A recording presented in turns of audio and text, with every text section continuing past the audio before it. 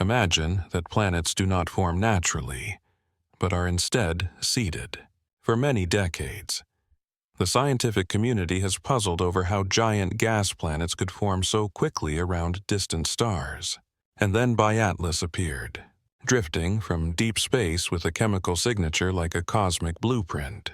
This interstellar traveler carried the precise materials needed to kickstart planetary formation, almost as if it were tailor-made for this mission. But there was something else about this cosmic seed that made even the most skeptical astronomers ask a question. Could there be a living entity within it? The evidence we have gathered suggests three possibilities, each more extraordinary than the last. From dormant bacteria to living technology. From natural seeding to a deliberate act of planting. The truth about Biatlas will redefine our place in the galaxy by the end of tonight's exploration. You will understand why this strange object may hold the key to our understanding of the universe. Part 1. Is Biatlas a living entity? Is there an organism existing inside of it? Or is the object itself a planetary seed? Three paths open up before us, like trails through an unfamiliar forest. First, that it is a natural comet, albeit one with a strange chemical composition that defies all our predictions. Second, that it is an artificial object cleverly disguised as a piece of space debris. Third, that it is a biological seed, or a living entity carrying the blueprint for unborn worlds. We will compare each hypothesis against the growing body of evidence, and then follow where the data leads, even if it challenges everything we thought we knew about how planets are made. Let's briefly review the basic information. Biatlas is the third confirmed interstellar object known to humanity.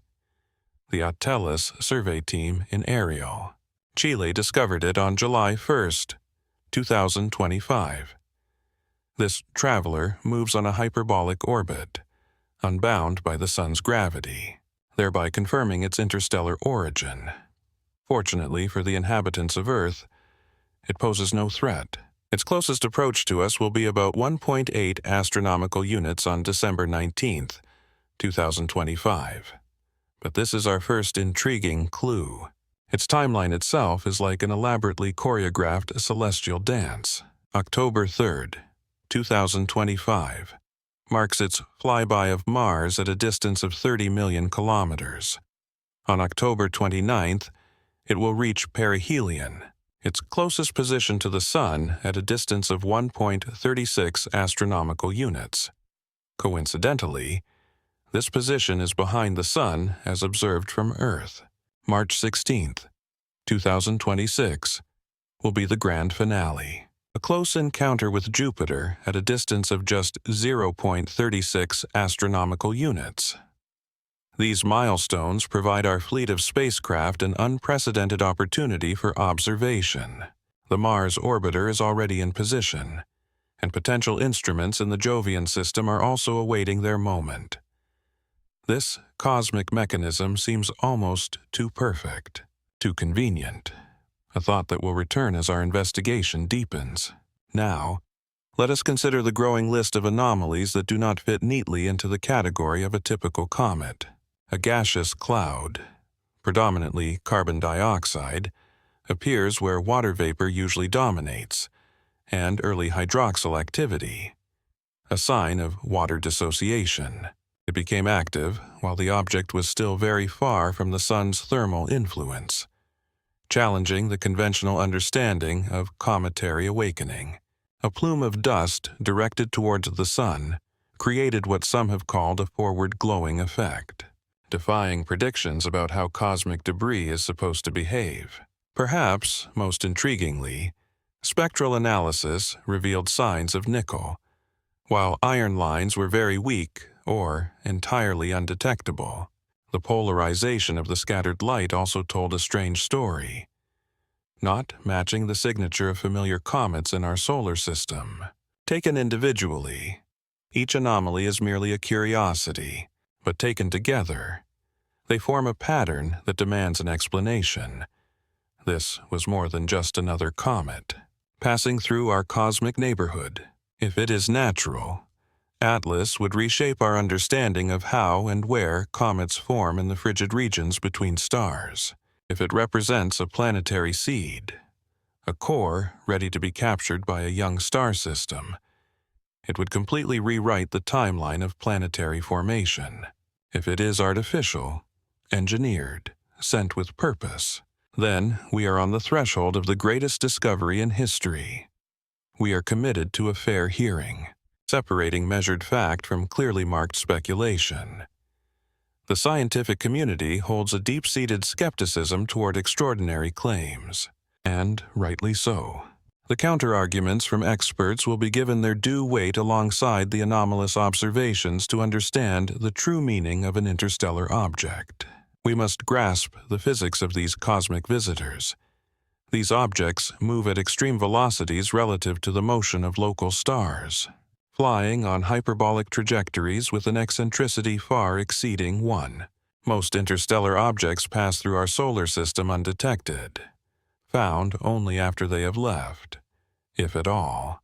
The early detection of Atlas changed everything. Now, months long, coordinated observation campaigns are underway across humanity's greatest instruments: the Hubble Space Telescope, the James Webb Space Telescope, global ground-based observatories, and assets positioned throughout our solar system. Never before have we had such a comprehensive watch on an interstellar interloper.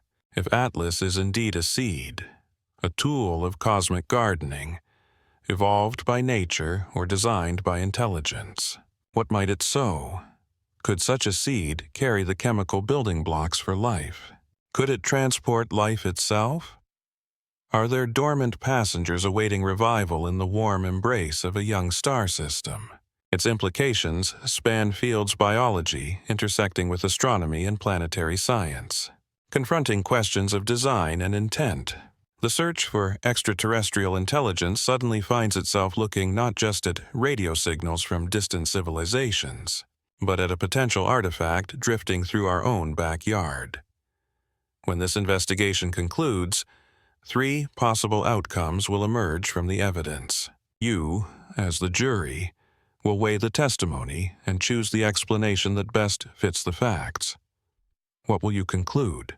That only nature could have created this interstellar traveler? Would you embrace the radical idea of life being seeded throughout the cosmos, whether natural or artificial?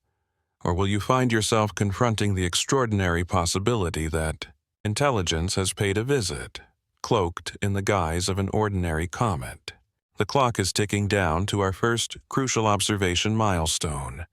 Mars awaits a close encounter in just a few weeks. Beyond the sun, perihelion approaches, like a veiled stage where the true performance may finally begin. The evidence mounts. The theories still compete, and somewhere in the darkness between the stars, other travelers are drifting toward destined encounters we cannot yet imagine. But first, we must consider the boldest claim echoing through the halls of science and social media. 1. It is a hypothesis that refuses to whisper, when it can shout its defiance of conventional wisdom. Part 2.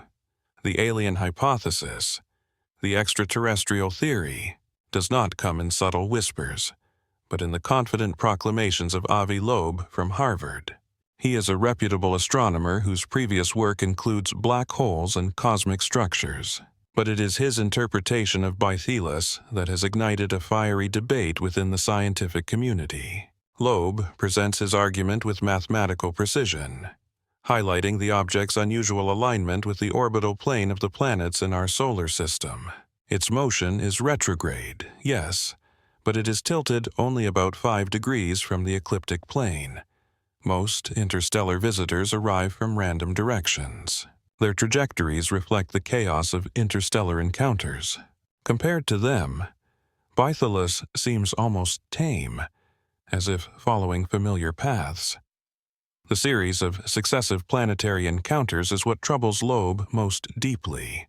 Mars, then Venus at a greater distance, followed by the vicinity of Earth, and finally, the threshold of Jupiter, a cosmic journey that looks like a precision mission designed by a meticulous intelligence. He calculates that the probability of such an arrangement occurring purely by chance is around 0.5%. According to his assumptions, this is his own interpretation, not a peer-reviewed consensus, but its mathematical framework demands serious consideration. The forward brightening phenomenon provides the second piece of evidence for Loeb. He highlights the object's cigar-like brightness profile, a form of illumination he finds deeply suspicious. However, analysis from the Hubble Space Telescope paints a more nuanced picture. It was a plume of dust directed toward the sun due to rising temperatures, accompanied by a faint tail stretching in the opposite direction. This pattern creates a fan-shaped bright region facing the sun through asymmetrical outgassing and dust ejection. Here, we must separate peer-reviewed observations from speculative interpretations. The sunward brightening is real. Multiple telescopes have confirmed this fact.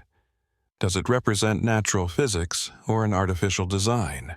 It remains a matter of intense debate. The story of the nickel detection becomes more complex on closer inspection. The Very Large Telescope with its spectrograph detected neutral nickel emission lines, while the signature of iron remained absent in those specific spectra. Loeb and others suggested that this pattern could indicate processed metal, an alloy refined by industrial processes rather than cosmic chemistry. However, non-detection does not mean non-existence. Iron could be present below the detection threshold, as nickel has a stronger emission signature. Previous comets have also shown signs of nickel without causing any surprise about them being manufactured extraterrestrially.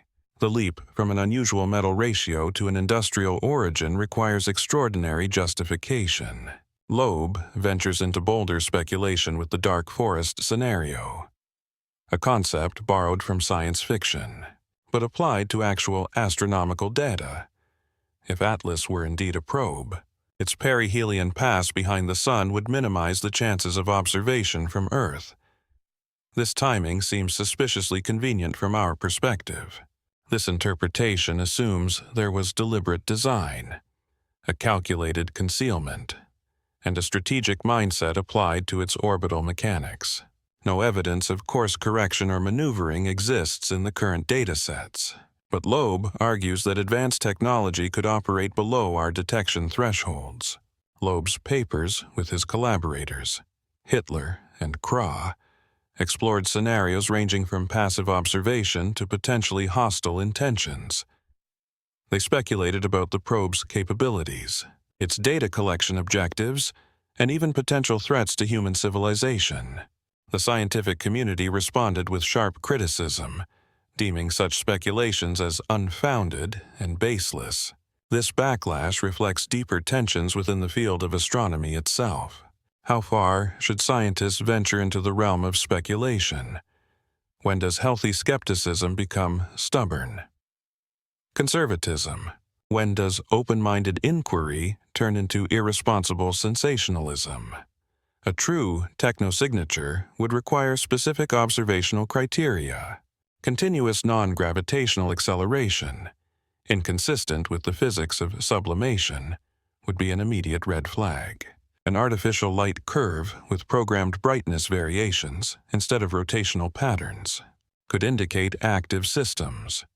Repetitive and structured jets could suggest attitude control or intentional signaling.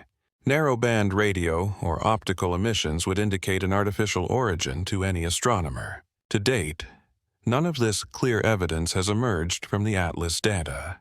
Atlas behaved like a comet, albeit an unusual one. In every measurable parameter, it outgassed, developed a coma, exhibited dust emission patterns consistent with solar heating, and precisely followed gravitational mechanics. The alien hypothesis faces its greatest challenge in the burden of extraordinary proof. Carl Sagan's famous maxim applies with full force. Extraordinary claims require extraordinary evidence. Mathematical arguments about orbital probability, while interesting, do not prove an artificial origin. Mere statistical rarity cannot distinguish design from natural randomness, especially when dealing with single events rather than repeatable patterns. The broader scientific community remains deeply skeptical, and their caution serves important purposes. False claims about alien technology would undermine public trust in astronomy. And SETI research for many decades, the community has learned hard-won lessons from premature excitement surrounding pulsars, fast radio bursts, and other phenomena that initially seemed artificial. However, Loeb's persistence has generated valuable scientific activity. His hypothesis, though controversial, has spurred detailed observation campaigns, encouraged new analytical techniques, and forced the community to articulate what evidence would constitute proof of an artificial origin. Even incorrect hypotheses can advance knowledge by sharpening our investigative tools. This alien interpretation also reveals our profound ignorance about the population of interstellar objects. We have only observed exactly 3 confirmed examples, one being Oumuamua, the second Borisov, and now Atlas. Drawing sweeping conclusions from such a small sample is bound to be misleading. What seems unusual today may become commonplace tomorrow, as our statistics expand. The philosophical implications loom even larger than the technical debates. If confirmed as artificial, Atlas would instantly become the most significant discovery in human history. Every assumption about our solitude in the cosmos would crumble, and every SETI strategy would need fundamental revision. Every planetary defense protocol would face urgent updates, but confirmation remains elusive, just out of reach. Despite months of intensive observation, the evidence consistently pointed to a natural origin, even as its chemical and physical details proved stranger than typical solar system comets. As we move forward, the alien hypothesis serves as a crucial benchmark against which every observation is measured, every anomaly scrutinized through this lens. Each new dataset will be analyzed for potential technosignatures. This hypothesis may ultimately fail, an outcome most scientists fully expect, but its failure will be based on evidence, not dismissal. Next, we must consider what the measured patterns of activity actually reveal about Atlas. The object's behavior is telling a story, but which story it is depends on how we interpret the increasingly complex evidence beamed back from telescopes and spacecraft. Part 3. The evidence of activity.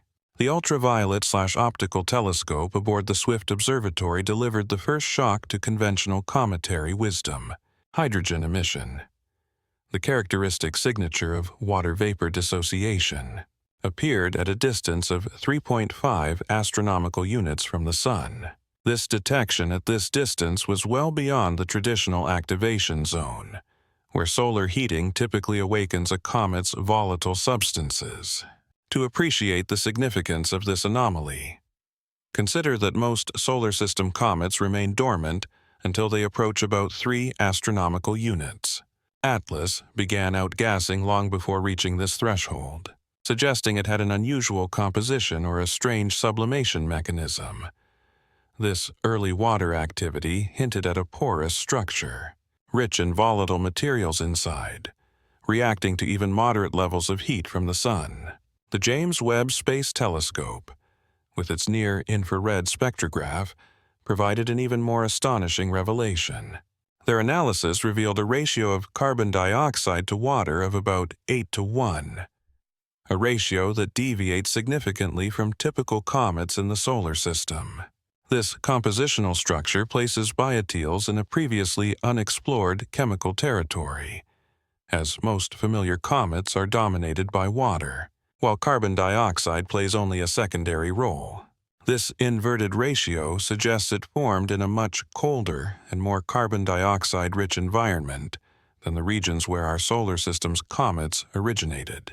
Perhaps bioteles condensed in the distant regions of another star system, where carbon dioxide could freeze more preferentially than water ice, or its unusual chemical composition could reflect thermal processing during its interstellar journey. Cosmic ray bombardment and stellar encounters could alter the surface composition over geological timescales.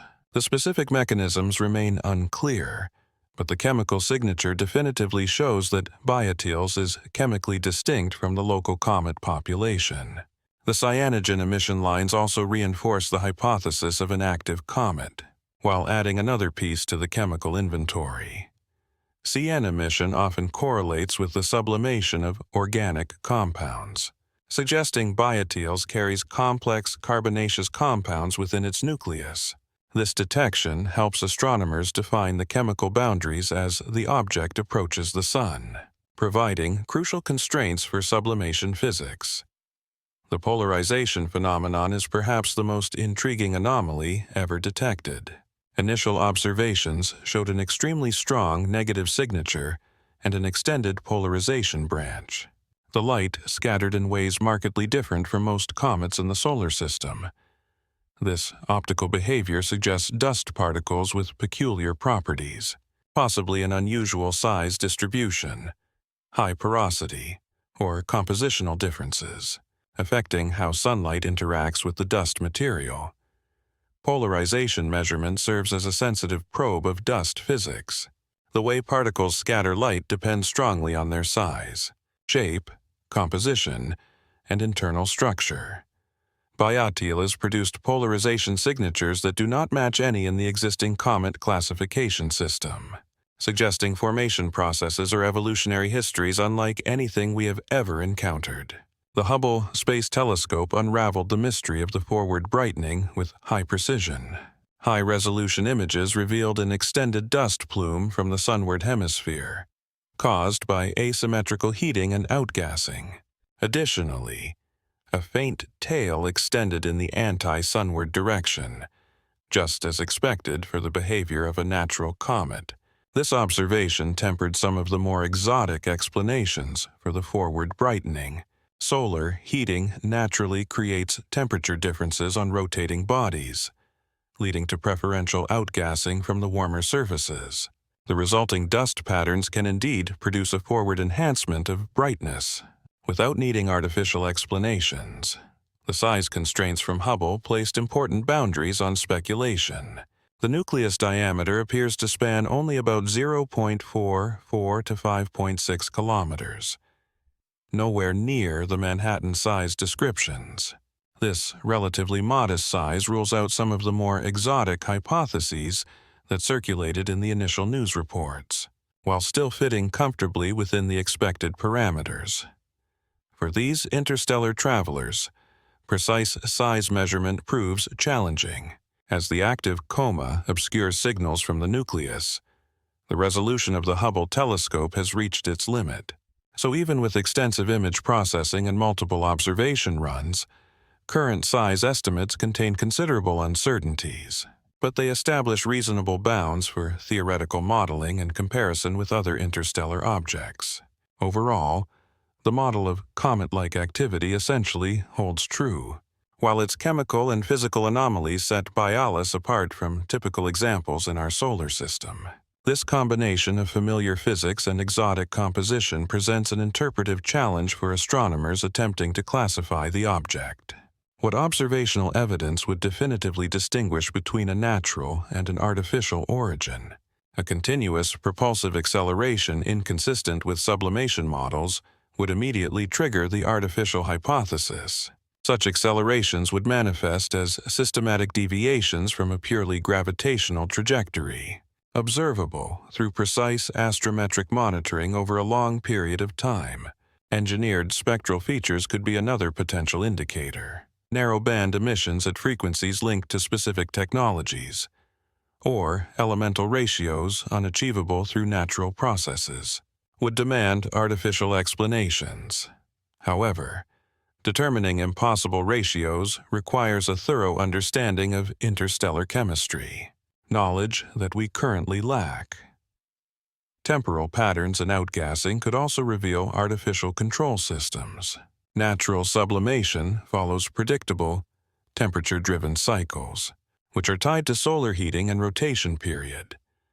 Artificial outgassing might exhibit temporal patterns disconnected from these natural rhythms. suggesting active control over the volatile release mechanism. So far, no such definitive signs have appeared in the data. Bialis continues to behave like a chemically unusual but fundamentally natural comet. Its oddities are intriguing, but not conclusive. They challenge, but do not entirely refute conventional interpretations. The absence of obvious technosignatures does not completely rule out theories of artificial origin. Advanced technology might operate below our detection thresholds, or we may lack the conceptual frameworks needed to recognize truly alien engineering. However, the burden of proof still rests entirely on extraordinary claims, which demand extraordinary evidence. The chemical anomalies do raise profound questions about the diversity of interstellar objects and their formation processes. If the chemistry of Bialis is typical for interstellar comets, our theories on exoplanetary system formation would require significant revision. The dominance of carbon dioxide in early water activity suggests a formation environment markedly different from the comet-forming regions of our own solar system. These chemical differences could stem from the formation history of its parent star system. Then, the evolutionary mechanisms and the ejection of material. Different stars form from molecular clouds with different compositions. Different planetary systems experience distinct dynamical histories. The specific combination of factors that created and ejected the Atlas object into space could be rare or common. We simply lack sufficient data to assess. As our investigation continues, the evidence of activity provides important constraints for theoretical models, while also raising new questions about cosmic chemistry and physics. This object is clearly a type of active comet, but it has expanded this definition in unexpected ways. So, what could life inside such an object mean? This question requires a careful definition before we can assess its feasibility against the growing evidence. Part 4. The meaning of life within. When we speak of something alive inside Atlas, we must carefully navigate through 3 distinct conceptual territories. Each territory represents a different interpretation of what life means in the context of an interstellar traveler. The first concept involves biology in the literal sense. That is, microbial life forms existing within the object's core, protected by layers of ice and dust from the harsh radiation environment of space. This scenario requires organisms capable of surviving not only freezing temperatures, but also withstanding the assault of cosmic rays, the vacuum, and possibly millions of years in a dormant state. Earth provides fascinating examples of such resilience, with extremophile bacteria thriving in conditions once thought to be uninhabitable. They exist in deep-sea hydrothermal vents, highly irradiated environments, subglacial Antarctic lakes, and even the vacuum of low Earth orbit. Some species enter a state of cryptobiosis, suspending their functions for decades or longer, then resuming normal biological activity when conditions improve. The protective shell provided by ice and dust could, in theory, shield internal microbes from lethal doses of radiation. Calculations suggest that a few meters of icy material can reduce cosmic ray exposure to biologically tolerable levels.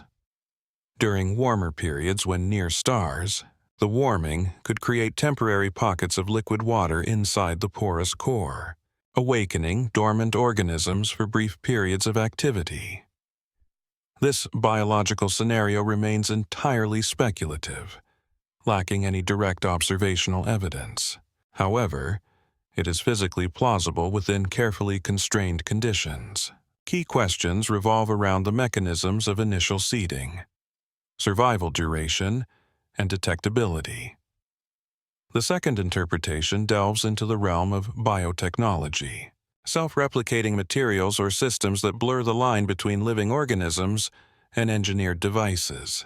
This concept of living technology draws inspiration from emerging fields like synthetic biology and programmable matter. Imagine materials that can respond to environmental changes, autonomously repair damage or alter their properties according to programmed objectives. Such systems could incorporate biological components within a technological framework, creating hybrid systems that exhibit lifelike behavior without being alive in the traditional biological sense, applied to the Atlas object. This interpretation could account for the seemingly purposeful outgassing patterns or adaptive responses to solar heating. In theory, the object could contain self-regulating systems designed to optimize performance under the various environmental conditions encountered during interstellar travel. Again, no observational evidence supports such exotic explanations, and the concept remains firmly in the realm of speculation, although advancing terrestrial biotechnology makes such possibilities increasingly plausible for sufficiently advanced civilizations. A third concept involves the complete fabrication of a spacecraft or probe intentionally disguised as a natural celestial body. This scenario would require sophisticated engineering capable of mimicking the behavior of a comet, while concealing any technological signatures from astronomical observation. Creating a convincing cometary camouflage would necessitate a detailed understanding of sublimation physics, dust production mechanisms, and spectral signatures. The camouflage would need to be effective across multiple wavelengths and observational techniques, all while maintaining the illusion of natural behavior. Such a disguise could serve reconnaissance purposes, allowing for the detailed study of star systems, without provoking a defensive response from potentially hostile civilizations. The dark forest hypothesis suggests that survival in the cosmos may depend on remaining undetected by more advanced species. The detection of nickel without a corresponding iron signature has particularly fueled speculation in this direction. Some researchers have wondered if the selective metal ratio might indicate industrial processing, rather than natural cosmic chemistry. However, the absence of iron lines in specific spectral observations does not prove the complete absence of iron. Excitation conditions, abundance ratios, and detector sensitivity all influence which elements appear prominently in an emission spectrum. Nickel has been observed in comets before, without any suggestion of an artificial origin. The interpretive leap from an unusual metal ratio to industrial processing requires far stronger evidence than what is currently available. The sunward-facing dust cloud, while impressive, can still be explained naturally through thermal effects and asymmetric rotation. Solar radiation creates temperature differentials across the object's surface, driving preferential outgassing from the warmer regions. The resulting dust morphologies can cause a forward-facing brightening that appears artificial. As for the possibility of life existing inside the object, the physical conditions pose significant challenges for biological activity. Internal temperatures would likely remain well below freezing for most of its trajectory. Brief warming periods near stellar encounters might create temporary pockets of liquid water, but they would exist for relatively short durations. A more plausible scenario involves organic chemistry, rather than a thriving ecosystem. Complex carbon compounds could undergo slow, transformative reactions during long periods of dormancy, potentially creating chemical conditions favorable for life if and when liquid water becomes available. The concept of living technology raises fascinating questions about the boundary between life and artificiality. If we were to discover materials that can grow, reproduce, adapt, and respond to environmental challenges, would we classify them as biological or technological? This distinction might become meaningless for sufficiently advanced engineering methods. Programmable matter represents a line of research on Earth that could eventually blur this boundary. Materials designed to reconfigure themselves according to programmed instructions could exhibit behaviors indistinguishable from biological growth or adaptation. Applied to interstellar exploration, such capabilities could allow for incredible flexibility. Probes could adjust their configurations for different mission phases, autonomously repair damage, or modify behavior based on conditions detected in the target system. The burden of proof for any hypothesis of internal life remains extremely high. Claims of biology. biotechnology, or sophisticated artificiality all require evidence that current observations cannot provide. Speculation serves valuable purposes like expanding conceptual horizons, motivating new observational strategies, or exploring theoretical possibilities. But speculation alone cannot establish truth.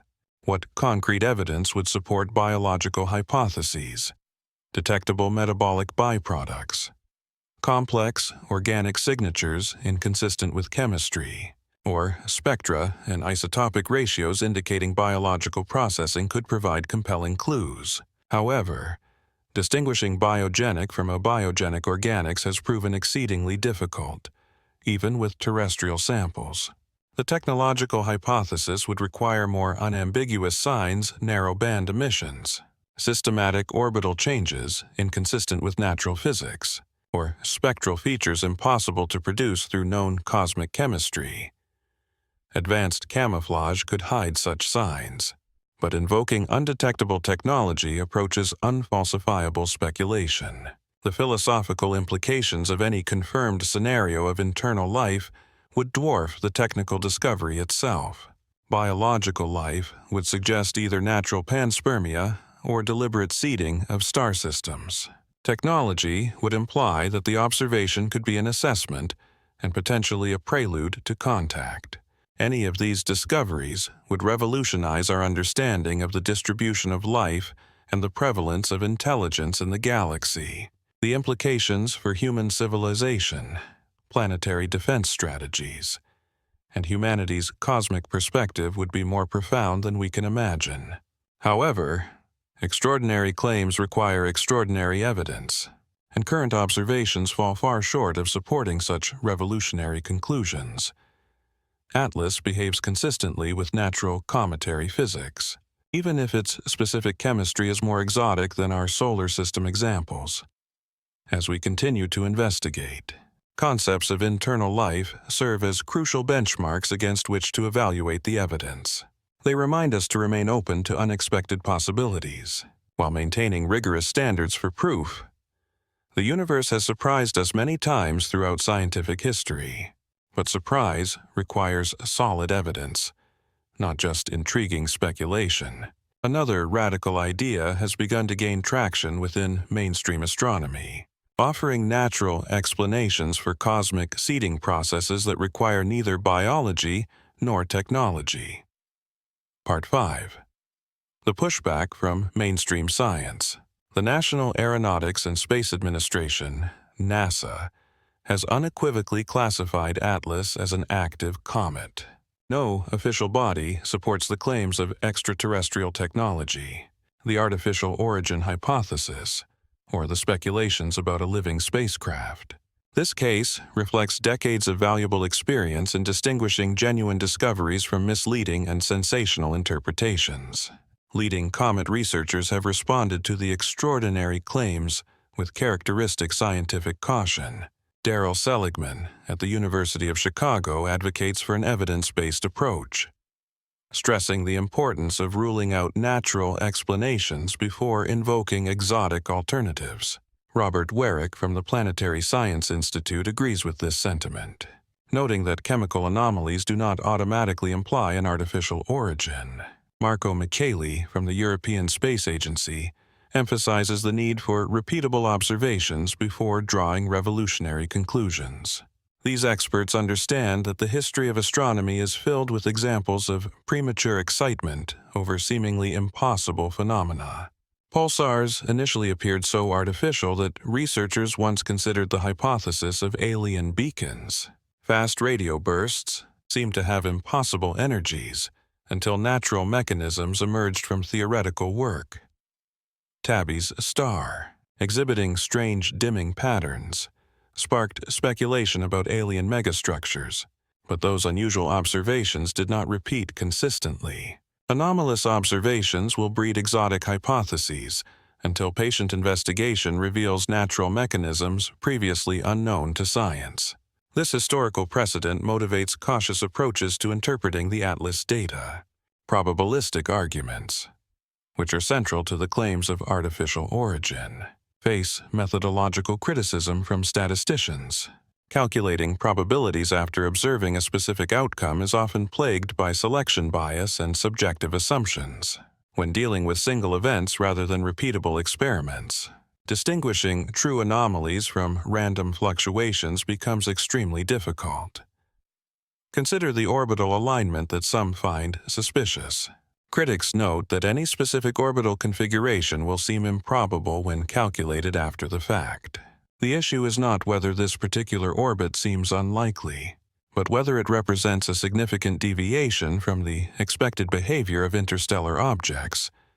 With our extremely limited sample size, with only 3 confirmed interstellar objects observed by humanity, drawing broad statistical conclusions about typical versus anomalous behavior is highly prone to error. What seems anomalous today may become commonplace tomorrow as our surveys expand. Like the Vera C. Rubin Observatory's Legacy Survey of Space and Time, regarding the non-gravitational accelerations that might suggest artificial propulsion, current measurements show nothing unusual beyond experimental error. The small forces expected from cometary outgassing could easily fall below the detection threshold due to the current limits of astronomical precision. Natural comets regularly exhibit non-gravitational acceleration as volatile substances sublimate, creating a rocket-like effect. These forces follow patterns related to solar heating, rotation period, and the distribution of volatile materials. Detecting artificial propulsion would require demonstrating systematic deviations from these models of natural acceleration. Such evidence remains elusive for IATLAS, whose nickel emission without a corresponding detection of iron has generated much discussion. But experts in cometary chemistry note that this pattern does not necessarily indicate industrial processing, as different elements exhibit different excitation thresholds and emission line strengths under specific physical conditions. Nickel has appeared in previous cometary spectra without prompting hypotheses of artificial origins. Transition metals present in cosmic dust often exhibit selective emission patterns depending on temperature, density, and the specific radiation field. So, the absence of iron lines in specific observations cannot be interpreted as evidence of metallic refinement. Furthermore, the analytical challenges in extracting precise abundance ratios from the spectral data of active comets should not be underestimated. As dust clouds, changing excitation conditions, and contamination from multiple emission regions complicate quantitative interpretation, the apparent lack of iron may reflect observational limitations rather than its true absence. Polarization measurements, which seemed to distinguish IATLAS from solar system comets, also admit natural explanations through exotic dust physics rather than artificial engineering. The interstellar medium subjects grains to different processing mechanisms than those within the solar system. Cosmic ray bombardment, interactions with stellar winds, and thermal cycling during long interstellar journeys can produce dust grains with unusual optical properties. Size distributions, porosity, and compositional changes that can create polarization signatures unlike anything observed in comets that formed and evolved within our solar system. Scientific conservatism plays a role as an important safeguard for the credibility of astronomical research. Erroneous claims about alien technology would erode public trust in astronomy for generations. The scientific community learned hard lessons from premature announcements about biosignatures in Martian meteorites. Claims of microbial life in Martian rocks once caused worldwide excitement, before more careful analyses pointed to mundane explanations. The amplifying effect of the media exacerbates these concerns. Speculative hypotheses presented as serious possibilities can quickly morph into definitive statements through successive news cycles, distorting public understanding as preliminary interpretations are treated as established facts, creating unrealistic expectations for revolutionary discoveries. However, the scientific pushback goes beyond mere conservatism. Technical experts have identified specific flaws in the exotic interpretations and the supposedly unusual orbital mechanics. actually falls within the expected range of random interstellar orbits. The chemical anomalies, while interesting, do not exceed the predicted limits of natural cometary diversity for objects formed in various stellar environments. The polarization signatures, though unusual by solar system standards, could be the result of dust processing mechanisms active in interstellar space but absent in our local environment. Every supposedly artificial signature has a plausible natural explanation, when carefully considered by experts knowledgeable in the relevant physics, which does not mean that extraordinary hypotheses are without value. Even incorrect theories can advance knowledge by motivating observations, encouraging the development of analytical techniques, and forcing a precise definition of what would constitute proof of an artificial origin. The alien technology hypothesis surrounding Baitalis has generated valuable scientific activity, driving detailed observation campaigns, improving methods of spectral analysis, and enhancing coordination between ground-based and space-based observation programs. These benefits are gained regardless of whether the initial hypothesis proves to be correct or not. The community's response also highlights the healthy self-correcting mechanism in astronomical research. Extraordinary claims always receive extraordinary scrutiny through the peer review process, independent verification efforts, and public debates among experts. This process, though sometimes contentious, ultimately strengthens scientific knowledge by filtering speculation from proven discoveries.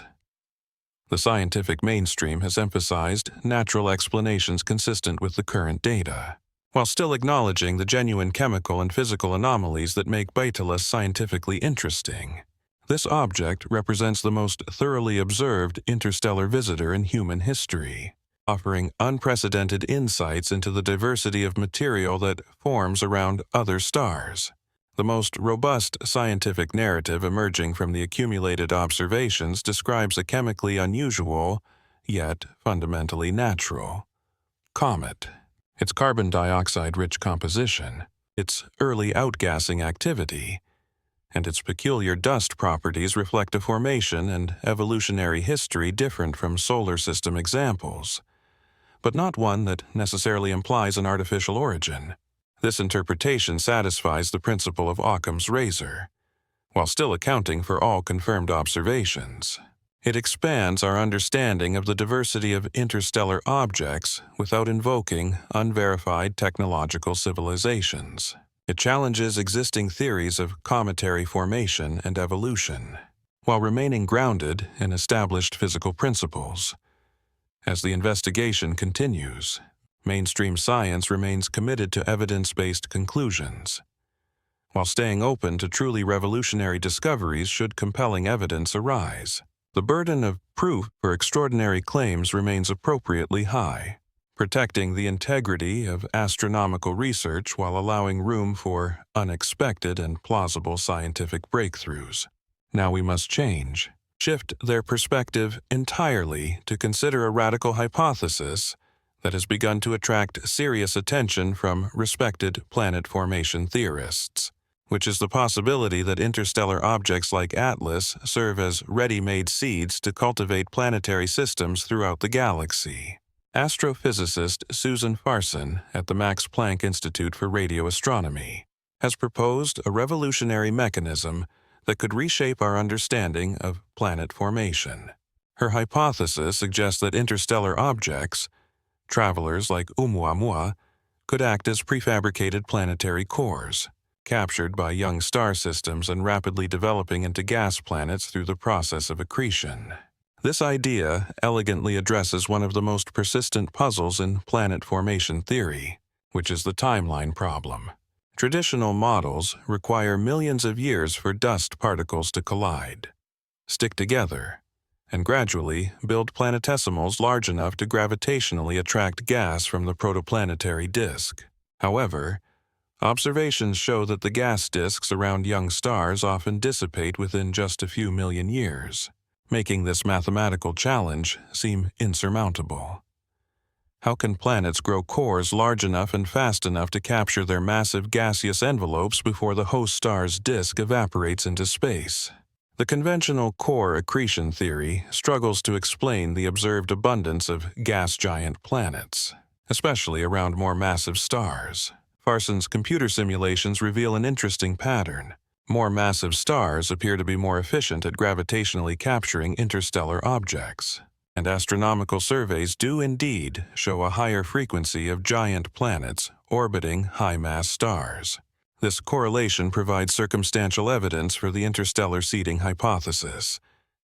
The capture mechanism operates through gravitational dynamics in dense stellar nurseries, where young stars form in clusters containing hundreds or thousands of sibling stars, creating a complex gravitational environment where interstellar objects can be exchanged between systems or captured from the galaxy's general population. Gas drag within the protoplanetary disks plays a crucial role in the capture process. When an interstellar object enters a young star system, friction with the material in the disk can slow its velocity enough for it to become gravitationally bound. Once captured, what was once a wanderer becomes a ready-made planetary core, bypassing the slow initial growth phase that traditional formation models struggle with. The accretion process is then significantly accelerated. A captured object with a radius of kilometers instead of meters possesses a substantially larger gravitational cross-section to attract more material. Growth continues through direct collisions with solid bodies in the disk and the gravitational focusing of smaller particles. These processes can build up significant mass within a time frame compatible with the observed lifetime of the disk. This rapid core development allows for efficient gas capture during the critical time window, when the protoplanetary disks still contain their gaseous components. The resulting planets can reach Jupiter mass in just a few 100,000 years, instead of the millions of years required by conventional scenarios. Farson's theoretical framework makes specific predictions about the architecture of planetary systems. Captured cores will retain chemical signatures reflecting their formation environment. In other star systems, planets formed in this way could exhibit isotopic ratios, elemental abundances or volatile contents distinct from products of purely in situ formation. This model also predicts that the capture rate of interstellar objects should correlate with the properties of the star cluster. Denser and more massive star clusters would facilitate higher capture frequencies, potentially explaining observed correlations between stellar environments and planetary system characteristics. Current observations provide tantalizing hints in support of this framework. The 3 confirmed interstellar objects detected to date, Oumuamua, 2I Borisov, and Atlas, are just the tip of the iceberg of a much larger population. Detection biases inherently favor larger and more active objects, suggesting that the number of smaller, inactive wanderers far exceeds the few we have observed. This hidden population could provide the raw material for Fastner's seeding mechanism. If interstellar space contains millions of dark, inactive objects for every bright comet we detect, the supply of potential planetary cores becomes virtually limitless on galactic timescales. The chemical diversity exhibited by our small sample of interstellar visitors also supports the seeding hypothesis. Oumuamua showed no significant outgassing, suggesting a primarily refractory composition. 2I Borisov, on the other hand, was remarkably similar to solar system comets, indicating formation in an environment similar to our own outer system. Meanwhile, Atlas displayed a different chemical profile dominated by carbon dioxide and peculiar dust properties. This diversity implies that interstellar objects are sampling the formation conditions across a wide range of stellar environments. Captured cores would carry the chemical signatures from their birth systems, potentially explaining the observed diversity in exoplanet compositions, which current models struggle to reproduce through purely local processes. The timing of Atlas's discovery provided an unprecedented opportunity to test aspects of the seeding hypothesis. unlike previous interstellar objects detected after they had already passed their closest approach. This object's early identification allowed for detailed study of its composition and structure while it was still relatively close. If Atlas is representative of a typical seeding material, its properties should reflect characteristics favorable for rapid planetary core growth. Its carbon dioxide-rich composition suggests formation in a cold, outer system environment, where such volatiles can efficiently condense. Early water activity indicates sufficient porosity and volatile content to drive ongoing outgassing processes. These features could be advantageous for captured cores, as volatile-rich interiors could facilitate rapid heating and expansion during accretion phases, potentially accelerating core growth by increasing the collisional cross-section and improving particle capture efficiency.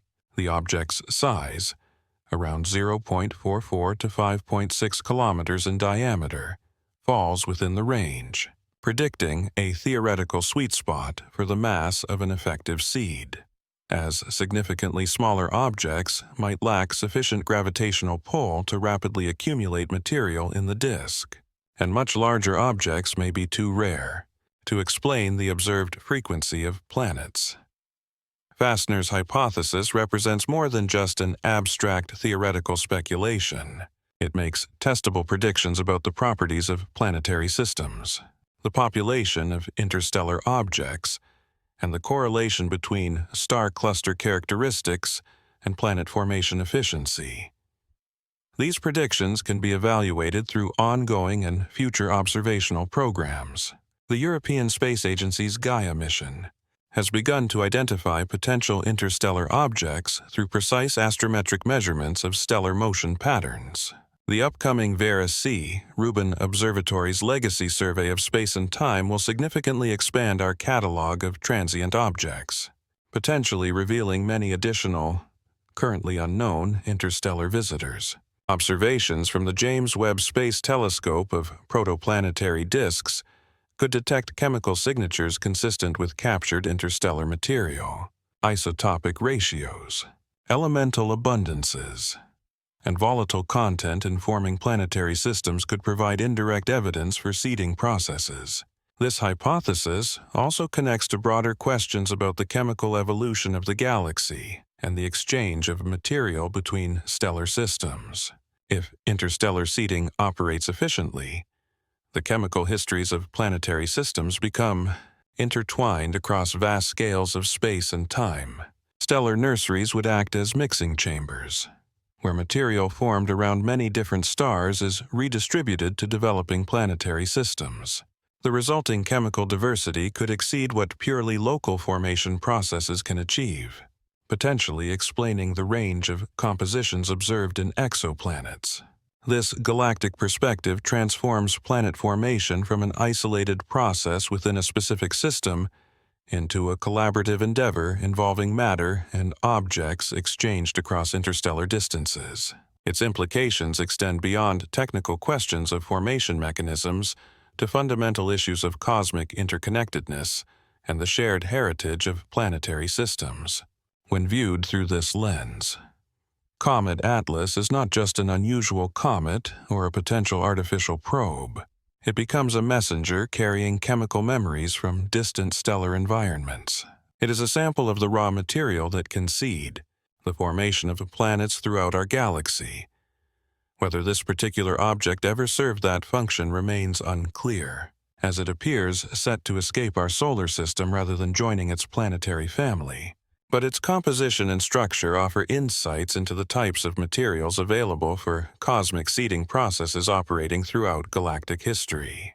The seeding hypothesis provides a natural explanation for rapid planet formation without requiring exotic physics or extraterrestrial technology. It suggests that the galaxy itself acts as a vast recycling system, redistributing matter and allowing planets to grow quickly through gravitational capture and accretion. However, even this natural seeding mechanism raises profound questions about the origin and distribution of life throughout cosmic history. Part 7. Historical Context. To understand why interstellar seeding is such a revolutionary concept, we must examine the traditional models that have guided planetary formation theory for many decades.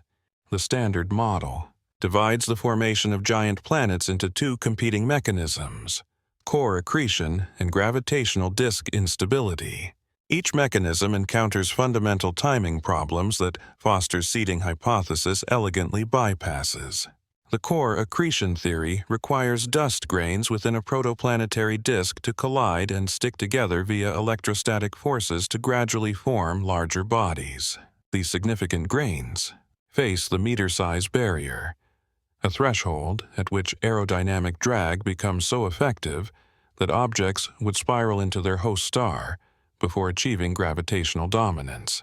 The recent discovery of pebble accretion has provided a partial solution, rather than relying solely on random collisions. This mechanism uses gravitational focusing effects that allow planetesimals to capture streams of smaller particles more efficiently. However, even pebble accretion requires several million years to build cores large enough for gas capture. Gravitational disk instability offers an alternative pathway through the direct gravitational collapse of dense regions within a massive protoplanetary disk. This mechanism can form giant planets within thousands rather than millions of years, but it requires specific disk conditions such as high mass, low temperatures, and gravitational instabilities that may not exist around most young stars. Both traditional mechanisms face the harsh reality of observational constraints.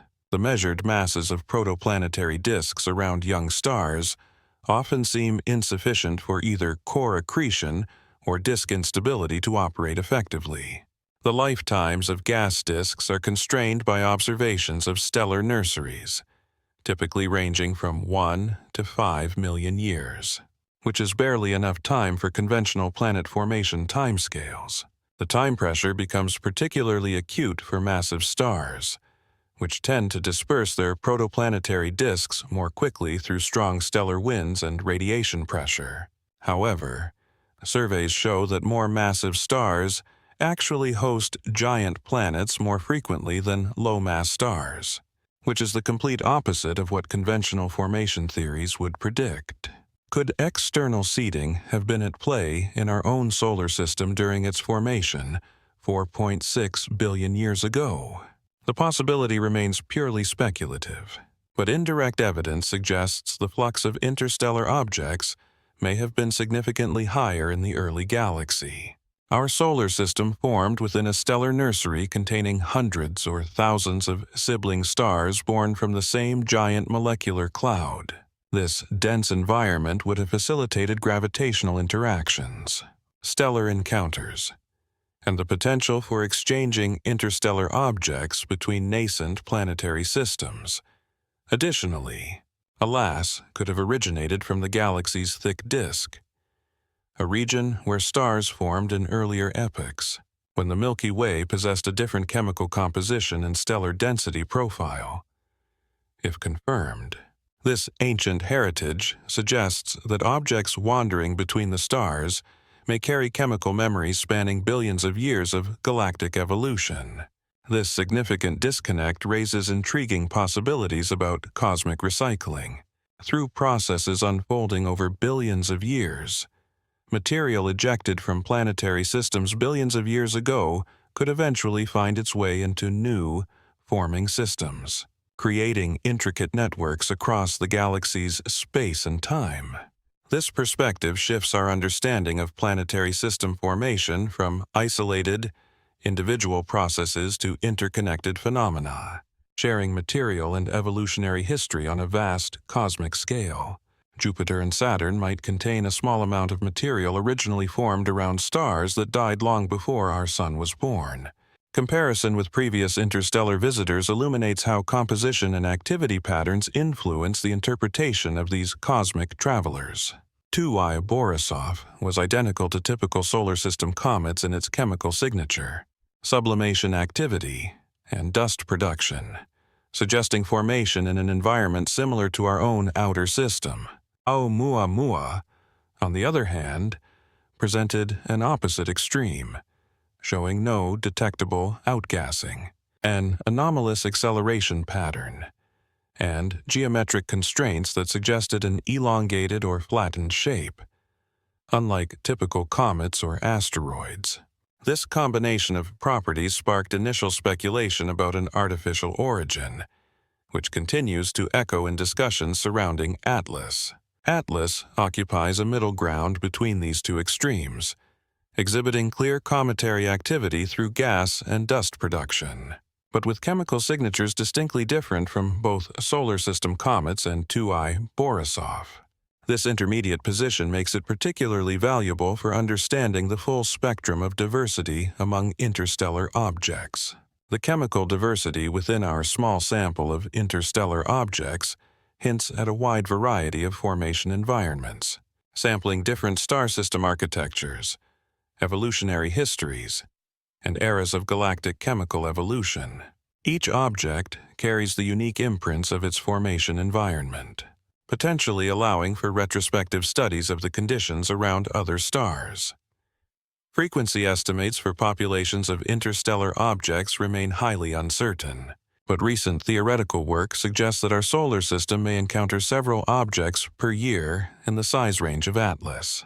Most of them go undetected due to their small size, inactivity, or unfavorable viewing angles. The Vera Rubin Observatory's Legacy Survey of Space and Time, set to begin operations in the mid-2020s, will revolutionize our inventory of transient objects, including interstellar visitors. This facility will monitor the entire visible sky every few nights, detecting moving objects by comparing successive images. Statistical projections suggest that Rubin could identify hundreds of interstellar objects per year at full operational capacity. This significant increase in sample size will allow for robust testing of seeding hypotheses and predictions of population characteristics, size distributions, and models of chemical diversification. The enhanced detection capability will also permit more accurate assessments of capture probabilities in young stars. Ice and dust, readily available in objects like the Atlas flyby, can reduce radiation exposure to tolerable levels. Biologically, recent theoretical work has refined these survivability estimates by considering the protective effects of magnetic fields generated within conductive materials, repair mechanisms, chemistry that can operate even at low temperatures, and the statistical distribution of cosmic rays creating radiation shadow zones inside the object. The results suggest cautious optimism for the preservation of complex organic chemistry, although the survival of actual organisms remains speculative. A more conservative scenario involves the transport of prebiotic building blocks, rather than fully functional biological systems, which is still revolutionary for understanding the distribution of life in the cosmos. Statistical projections are based on improved estimates of the interstellar object population. Estimates suggest that encounters with our solar system occur far more frequently than the 3 confirmed detections would imply, possibly suggesting that most visitors pass by unnoticed due to their small size. Inactive nature, or unfavorable observational geometries relative to Earth-based detection capabilities. The upcoming survey by the Vera Rubin Observatory will significantly expand our statistical dataset, potentially detecting hundreds of interstellar visitors annually. This enhanced detection rate will allow for robust testing of the panspermia hypothesis's predictions, while also providing numerous opportunities to study their diverse chemical compositions and structural characteristics. If the Rubin predictions prove accurate, the supply of raw materials for panspermia mechanisms would become nearly limitless on cosmic timescales. Young star systems would frequently encounter potential seeding materials rather than rarely, making capture events statistically inevitable rather than extraordinary. The chemical diversity is already apparent among our tiny sample of interstellar objects, with 1 I Oumuamua, 2 I Borisov, and the Atlas flyby suggesting a wide diversity of materials. Sampling from star-forming environments, the evolutionary history and chemical evolution eras of the galaxy. This diversity suggests that seeding processes can incorporate chemical signatures, spanning the entire metallicity evolution of the galaxy. the distribution of stellar masses and types of planetary system architectures. The resulting chemical mixing could create planetary compositions, exceeding what purely local formation processes can achieve. Oumuamua's apparent lack of outgassing, combined with constraints on its unusual shape, suggests it formed in an environment dominated by refractory materials. Borisov's close resemblance to comets in our solar system suggests formation under conditions similar to our outer planetary region. Yet another presents a completely different chemical profile with the dominance of carbon dioxide and peculiar dust properties.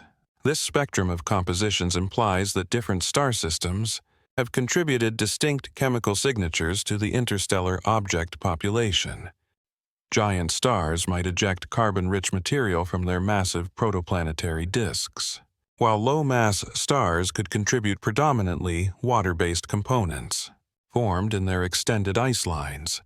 The element of time adds another layer of complexity. Objects like Pahi Ateles may originate from thick disk populations, potentially carrying chemical memories from galactic epochs billions of years ago. Their composition could be a sample of star-forming conditions that no longer exist in the galaxy today. This archaeological perspective turns interstellar objects into time capsules preserving ancient galactic chemistry, isotopic ratios, elemental abundances, and their molecular makeup can offer unique insights into the chemical evolution of the cosmos, something that conventional astronomical observations cannot access. The life-seeding aspect, though speculative, still deserves serious consideration given the importance of the issue.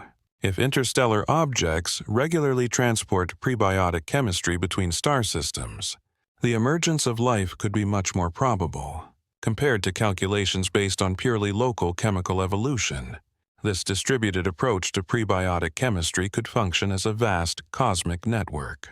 Individual star systems become nodes, where complex molecules accumulate, evolve, and spread to neighboring systems through the transport of interstellar objects. This collective chemical evolution could far surpass what any single system could achieve independently. However, the challenges of survival remain immense. On the typical geological timescales of interstellar journeys, radiation damage, thermal cycles, and chemical degradation can destroy complex organic molecules long before they reach suitable destinations. A more realistic scenario might be the transport of simple organic building blocks rather than complex biomolecules or living organisms. Even this more conservative version would be revolutionary, by demonstrating that the chemical foundations of life can be widespread throughout the galaxy, rather than arising independently in each suitable environment. Recent advances in the biology of extremophiles have revealed life forms capable of surviving in extreme conditions once considered unimaginable. Some microbes tolerate high levels of radiation, thousands of times greater than previous estimates of biological limits. Others persist in a complete vacuum or at temperatures near absolute zero. These discoveries have expanded the parameter space for the survival of organisms during interstellar transit. Although the combination of multiple extreme conditions during journeys lasting millions of years still poses extraordinary challenges, even for the most resilient known organisms. The ethical and philosophical implications of confirming cosmic seeding, whether natural or artificial, extend far beyond the technical questions of planetary formation mechanisms. If worlds across the galaxy share a common chemical heritage through the exchange of materials, then the boundary between local and alien chemistry becomes meaningless. This galactic perspective suggests that Earth's biosphere may be composed of primordial materials, formed from countless other stars over billions of years of cosmic evolution. Our planet is not an isolated world, but rather a collaborative creation involving chemical contributions from an entire galactic community. Atlas, when viewed through this lens, represents more than just an unusual comet or a potential artificial probe. It becomes a messenger, carrying chemical memories from distant stellar environments, a sample of the materials that may have participated in the seeding process throughout cosmic history. Whether this particular object ever delivered its cargo to a young planetary system remains unknown, but its composition and structure offer unprecedented insights into the types of materials available for cosmic cross-pollination throughout the evolutionary history of our galaxy. Could some seeds carry more than just chemistry? Could they transport actual biological life, while being designed to create the necessary conditions for planet formation? Part 10. The concept of living planetary seeds, a synthesis of two radical concepts: interstellar objects as planetary seeds, and the possibility of life within these cosmic travelers has created the scenario, perhaps the most speculative yet intriguing in our investigation. What if Atlas did not just represent a chemical delivery system, but a living arc, designed to fundamentally alter the very process of planet formation? Scenario A envisions dormant microorganisms embedded within a solid matrix rich in carbon dioxide, providing both protection and sustenance during interstellar journeys lasting millions of years. These microscopic passengers would be in a state of suspended animation, their metabolism slowed to an imperceptible rate, while cosmic radiation slowly degrades their cellular machinery. The predominance of carbon dioxide observed in Atlas could serve multiple of these biomolecular functions, providing an excellent radiation shielding material, while remaining chemically stable across a harsh range of temperatures. In addition, carbon dioxide could serve as a carbon source for autotrophic organisms, capable of fixing atmospheric carbon into organic compounds, when conditions permit during warm phases near stellar encounters. Internal heating could create temporary pockets of liquid water within the porous matrix. These brief oases could awaken the dormant organisms, allowing for rapid reproduction, metabolic activity, and the dispersal of biological materials into the surrounding environment through the process of outgassing.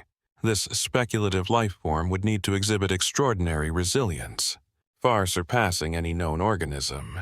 Above all, it must be able to resist cumulative doses of cosmic radiation over geological timescales. It must survive in a vacuum, endure extreme temperature cycles, and be capable of maintaining life without metabolic activity for millions of years.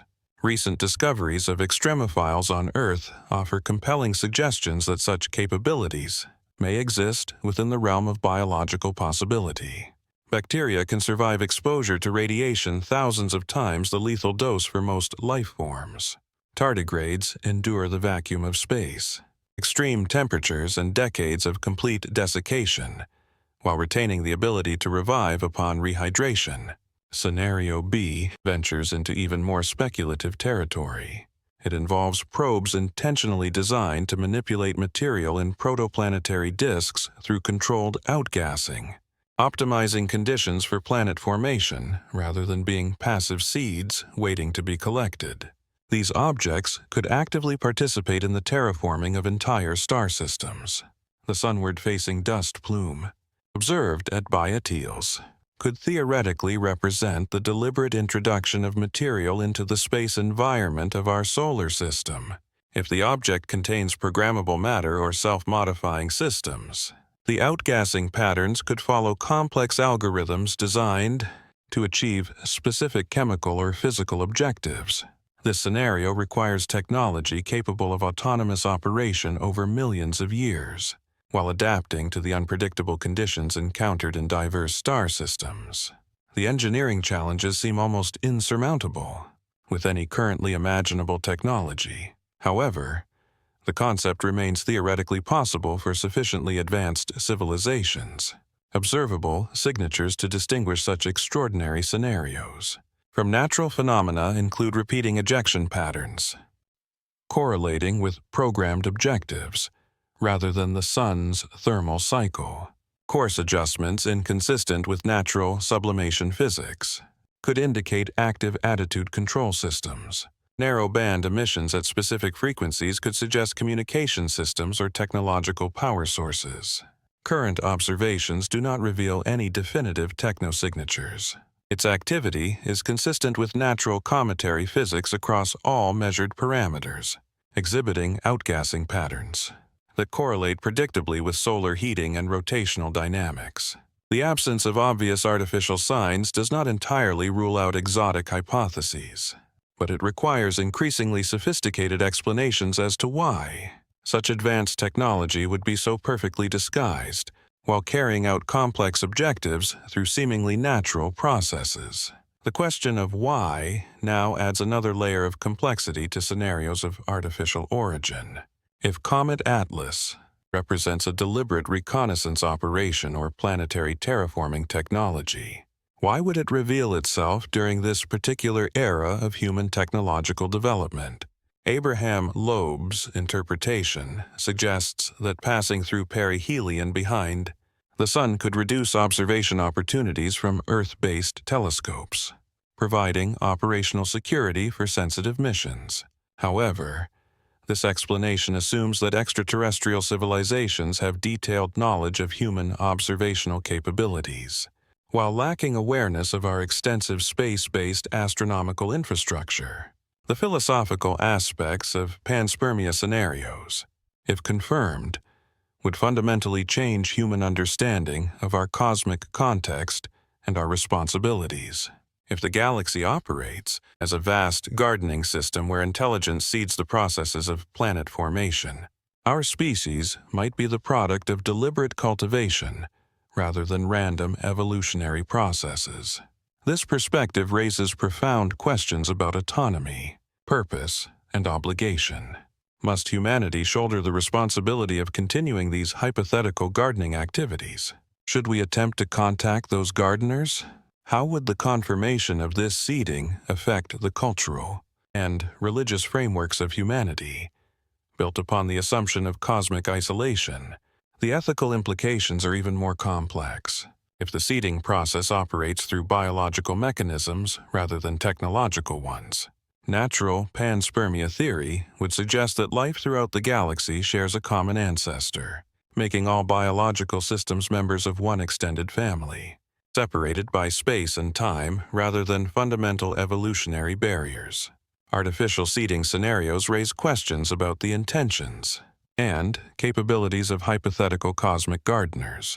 Benevolent cultivation aimed at maximizing the distribution of life across the galaxy would imply profoundly different relationships with potential extraterrestrial civilizations, compared to scenarios involving surveillance, manipulation, or exploitation.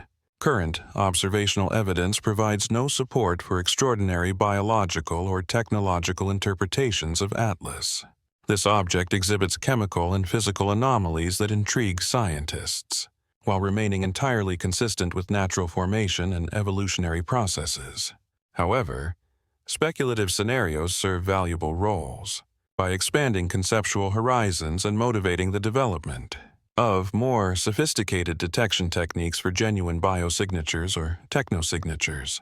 Should they exist in other contexts, the burden of extraordinary proof remains high.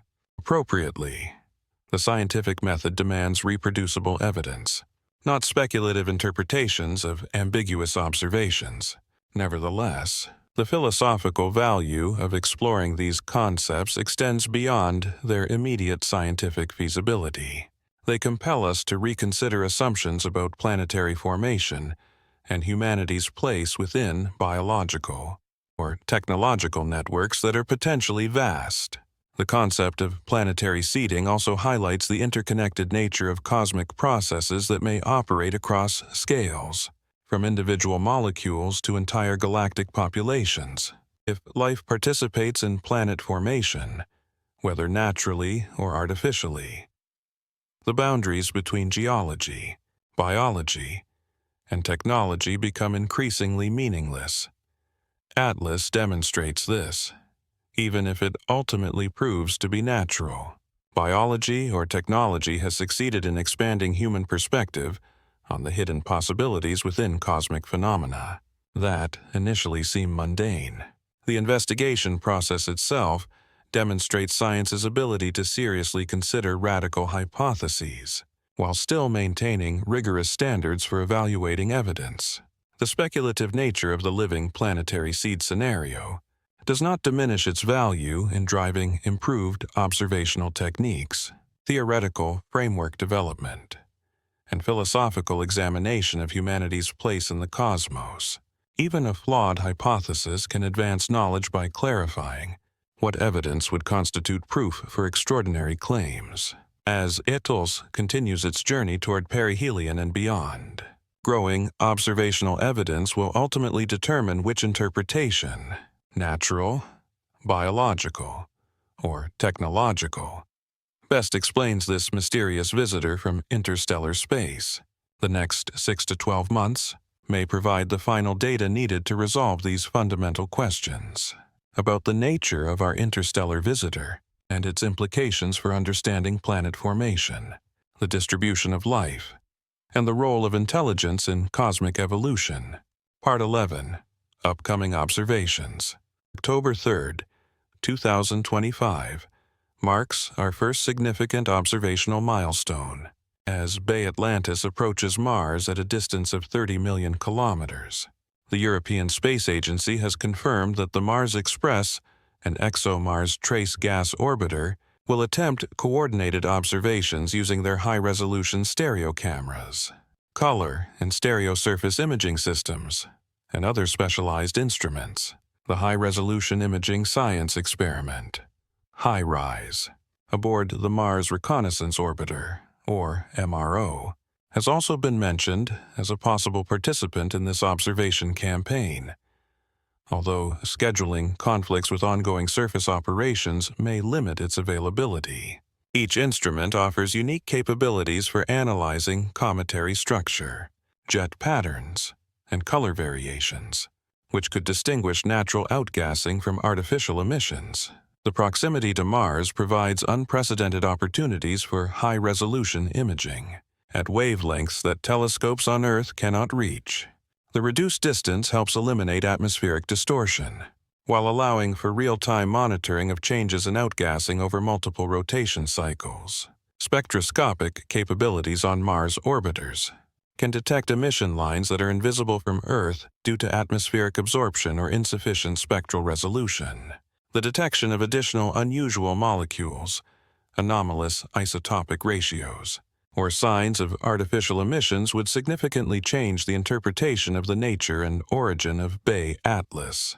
October 29th brings perihelion at a distance of approximately 1.36 astronomical units from the Sun. Unfortunately, its position is behind our star. From Earth's perspective, this cosmic alignment prevents direct observation by most ground-based and Earth-orbiting telescopes during a critical phase, when solar heating reaches its maximum intensity. However, some space-based instruments positioned at the Lagrange L1 point between the Sun and Earth, or within the inner solar system, may maintain a view of Bay Atlas during its perihelion. The Solar and Heliospheric Observatory SOHO, the Parker Solar Probe, and the upcoming Punch mission could observe the object during its closest solar approach. But this observation would capture Bay Atlas at its maximum activity level as the sublimation rate of volatiles peaks, and any artificial systems might reveal their techno-signatures most clearly. The intense solar radiation environment during perihelion could trigger responses from hypothetical biological or technological components, which were dormant at greater distances. Observations from Mars could provide an indirect view of the perihelion region, although the geometry remains challenging for detailed analysis. A combination of multiple viewpoints from different spacecraft could allow for a three-dimensional reconstruction of the coma structure and outgassing patterns unattainable from single observation platforms. Early December of 2025 promises the return of observation opportunities as Bay Atlas emerges from behind the Sun, at a distance that allows telescopes to reacquire it. The James Webb Space Telescope is poised to resume detailed spectroscopic analysis with significantly improved sensitivity compared to previous observations. Ground-based observatories around the world will coordinate intensive monitoring campaigns to record any changes in chemical composition, outgassing patterns, or physical structure due to intense solar heating during its perihelion passage. Commissioning activities of the Vera Rubin Observatory may allow for rapid observations, tracking brightness variations, and post-perihelion morphological evolution, providing critical tests to distinguish natural evolution from artificial behavior. Natural comets typically exhibit predictable changes in volatile production rates, dust emission, and coma chemistry following close solar approaches. Any deviations from established sublimation physics could indicate artificial control systems or biological responses to environmental changes.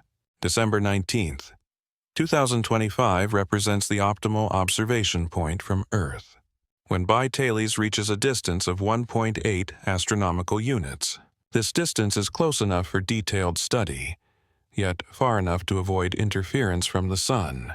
This geometry allows for comprehensive analysis using humanity's most powerful astronomical instruments, without the complications of proximity to the Sun.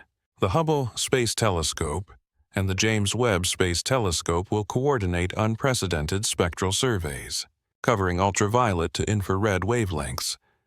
These observations could detect isotopic signatures, revealing its formation environment, organic compounds indicating prebiotic chemistry, or artificial emission lines suggesting a technological origin. Ground-based facilities including the Very Large Telescope VLT, the Keck Observatory, and the Atacama Large Millimeter Array ALMA will contribute complementary observations spanning from radio to optical wavelengths. This coordinated campaign represents the most comprehensive study ever undertaken on an interstellar visitor under optimal viewing conditions. March 16th, 2026 will mark the mission's finale, as Bi-Thales approaches within 0.36 astronomical units of Jupiter. This close approach offers the potential to leverage instruments at the Jovian system, although operational realities pose significant constraints on available observation opportunities. Published proposals suggest that NASA's Juno spacecraft could modify its trajectory to observe Bi-Thales during the Jupiter encounter. However, these proposals remain theoretical exercises rather than approved mission extensions. Fuel limitations, operational risks, and the key scientific priorities make such a trajectory modification extremely unlikely, without compelling evidence of extraordinary phenomena. The Lucy spacecraft, currently on its way to its asteroid targets, could provide opportunistic remote sensing if the geometric alignment proves favorable. Similarly, the European Space Agency's JUICE probe has the potential to observe Atlas remotely, although such observations would be secondary targets, rather than primary mission objectives. The shape of the trajectory during the Jupiter approach presents unique opportunities for gravitational physics experiments.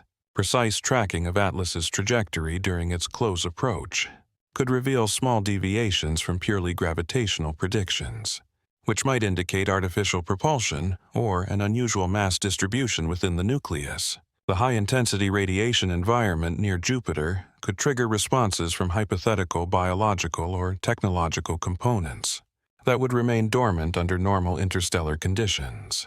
Any artificial systems designed to operate in high-radiation environments might best reveal themselves during this phase of the encounter.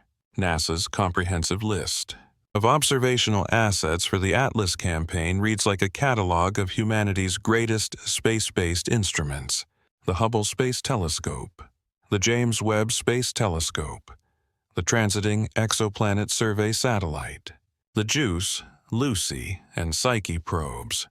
This involvement represents an unprecedented coordinated effort, spanning multiple space agencies and scientific disciplines. This large-scale coordinated effort reflects the scientific community's recognition that Atlas represents a unique opportunity to advance our understanding of interstellar objects, planetary formation processes, and potentially revolutionary discoveries about life or intelligence in the cosmos. The time-sequenced observations allow for multiple independent tests of hypotheses regarding Atlas's nature and origin. Initial observations from Mars establish baseline activity patterns. Perihelion tests the response to extreme heating post-perihelion. Observations from Earth document evolutionary changes. The Jupiter encounter provides the ultimate tests of the gravitational and radiation environment. Each observational phase has specific capabilities and limitations, complementing the other elements of the campaign. The orbiters. Mars provides high spatial resolution, but limited spectral capability. Earth-based telescopes provide comprehensive spectral coverage, but are affected by atmospheric turbulence. Space-based instruments eliminate atmospheric effects, but have specific wavelength limitations. The coordination challenges alone represent significant achievements in international scientific collaboration. Scheduling observations across multiple space agencies. Prioritizing limited observation time on oversubscribed facilities and coordinating data analysis efforts require an unprecedented level of cooperation. The observation campaign's duration spanned 8 months, and intensive monitoring using humanity's most sophisticated astronomical instruments. Never before have we had the capability for such comprehensive monitoring to study an interstellar visitor through multiple phases of its journey through our solar system. The expected volume of data from this campaign will demand new approaches to storage, analysis, and interpretation. Machine learning algorithms, automated spectral analysis techniques, and collaborative data sharing protocols are being specially developed to handle the unprecedented flow of information from the observations. Bitlas. Yet the ultimate value of this monumental observational event depends entirely on what the data reveals about the fundamental nature of our enigmatic visitor. The most sophisticated instruments in human history are poised to detect signs that could revolutionize our understanding of planet formation, the cosmic origins of life, or the role of intelligence in galactic evolution. The next phase of the investigation must consider precisely what these remarkable instruments might reveal, and what evidence will definitively distinguish between natural phenomena and the extraordinary hypotheses that continue to capture both the scientific and public imagination. Part 12. What could the data reveal? Isotopic spectroscopy is perhaps our most powerful tool for determining where Bitlas was formed within the vast chemical context of the galaxy. The ratio of deuterium to hydrogen in water vapor, carbon-13 to carbon-12 in carbon dioxide gas, nitrogen 15 to nitrogen-14 in cyanogen, and oxygen 18 to oxygen-16 in various compounds, serve as chemical fingerprints that preserve formation conditions across geological timescales. Each star system exhibits distinct isotopic signatures, reflecting its nuclear processes, chemical evolutionary history, and the environmental conditions present during eras of planetary formation. An extreme isotopic ratio compared to solar system standards would suggest formation around stars of different mass, metallicity, or evolutionary stage, providing crucial constraints on the origin story and journey of Atlas. The deuterium to hydrogen ratio proves particularly useful, as this ratio varies dramatically in different cosmic environments. Formation in the cold outer regions of a disk results in higher deuterium enrichment compared to conditions in the warmer inner system. Interstellar processes can also alter these ratios through selective photodissociation and chemical fractionation processes. Monitoring the evolution of gas chemistry provides another powerful diagnostic method to distinguish natural sublimation from artificially controlled systems. Natural comets exhibit predictable changes in their carbon dioxide to water ratio, production rates of carbon monoxide and other volatile species. These patterns emerge as solar heating penetrates deeper into the nucleus's layers. Artificial systems might display chemical evolution patterns that deviate systematically from temperature-driven sublimation models, controlled volatile release, timed emission sequences, or a constant chemical composition despite changing solar heating would indicate active management rather than passive thermal processing. The James Webb Space Telescope, with its unprecedented spectral sensitivity, allows for the detection of trace molecular species that were invisible to previous generations of instruments. Complex organic compounds, anomalous isotopic variations, or artificial emission features could emerge from the improved data quality, achieved through space-based infrared spectroscopy. Measurements of non-gravitational acceleration are the most direct test for artificial propulsion systems operating below current detection thresholds. High-precision astrometry combined with occultation timing observations can detect thrust-like signals down to about 10 minuscule astronomical units per day squared. This level of sensitivity approaches the theoretical limit imposed by solar radiation and natural gas pressure.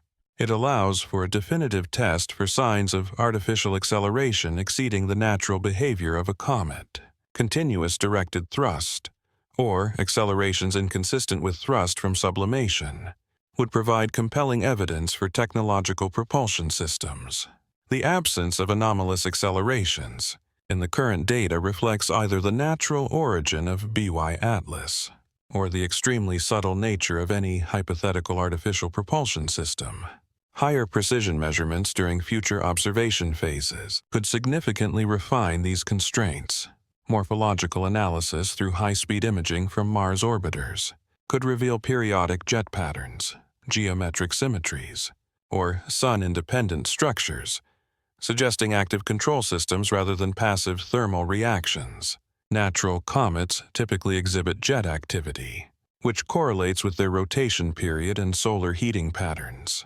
Obeying predictable thermal physics, artificial objects might operate on timelines unrelated to natural thermal cycles, maintain orientations inconsistent with thermal gradients, or exhibit brightness changes in programmed patterns, rather than physical patterns.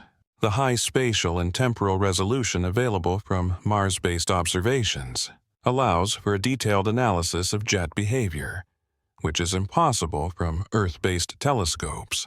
Mission planners at the European Space Agency have confirmed that the Mars Express and the ExoMars Trace Gas Orbiter possess sufficient imaging capabilities to detect jet structures down to kilometer scales during the close approach on Day 3.